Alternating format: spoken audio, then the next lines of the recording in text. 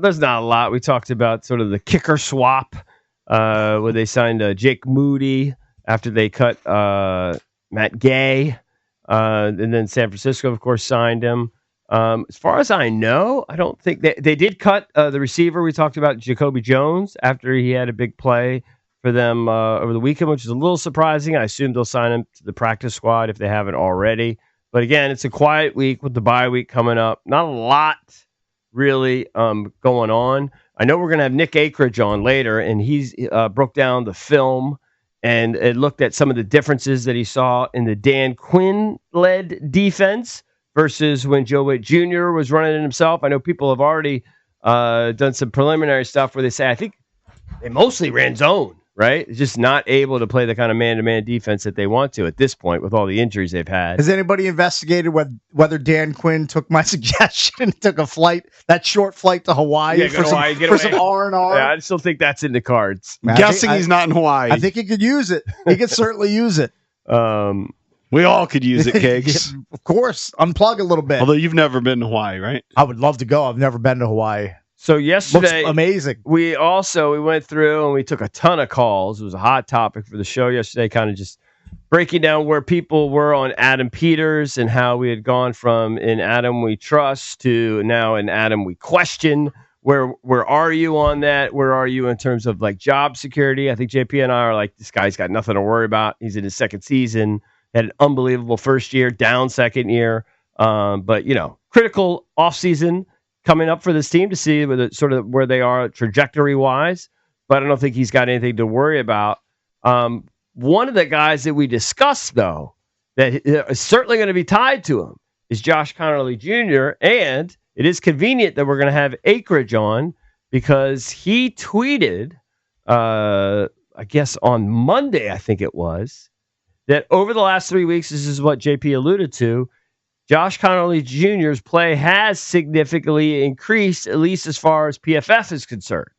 He's got a 76.4 overall PFF grade. That's third highest among rookie tackles. He's given up 0 sacks and just 6 pressures, so 2 per game.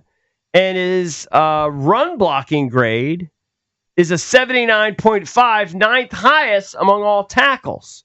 So, all right, seeing some progress. And, by the way, it shouldn't be that surprising given that he started his career against Brian Burns, Micah Parsons, and Max Crosby. Yeah, I mean, that's a tough sled to start. That's a brutal opening slate for him. So, that's great to see progress from him. Right. And nobody expected him to be a Pro Bowler from day one. They knew there was going to be some work here, and he'd ease his way in. Glad we're seeing progress. It's good to see. You know what's not clear to me is, and I like all of Washington's backs, actually. I'm not in love with them where obviously you don't have any Hall of Famers there. You just got like guys that can do the job, but it's a serviceable group. I like the group. It's not clear to me why they actually have kind of moved on from Croskey-Merritt. I'm not quite sure I get it. And I like Rodriguez. Of course, I don't watch film like Baldy, who's going to join us shortly, but I think they just like that Rodriguez hits the hole super hard. There's very little hesitation. I think Bill likes to almost like Le'Veon Bell back in the day. I'm not saying he's that level of a talent, but I think he likes to set up his runs a little more than Rodriguez. Rodriguez just sees a hole or sees a little spot and just puts his head down and goes for it. I don't think Bill is quite that same style of runner. They say I think that they like Bill, that. He's more deliberate. He's a little more deliberate. He's shifty. He likes to wait for a hole to open up. Yeah. And then he hits it and he has that burst. Whereas, like Rodriguez and probably McNichols, they just hit the hole and he hit it hard. Yep. And they're a little more, they're bigger guys, a little more physical. So that makes sense. I think if Bill sees his spot and gets that spot that he likes, he has way more potential to break along than Rodriguez does. But Rodriguez, he'll pick up 9, 10, 12 yards just by putting his head down and just running downhill. Right. What we don't know is if they're going to the right spots the coaches want them to go to. I don't know. That's Anthony Lynn's bag, not mine. What we do know is Rodriguez is getting more carries, and there has to be a reason. Certainly. Well, the good news is when let's look at the schedule. I don't have it right in front of me now. I know the next two. They're home to Denver, and then they're at Minnesota after that. It's a shame because let's just say they could find a miracle way to beat the Broncos. Let's just say they play decent defense, and they score 20 points against the defense. It's not giving up a lot, right? So let's say they win. Defense that gets after the quarterback a lot. Let's say they win 20-19. 20-19 somehow. That'd be great. A 1-point victory.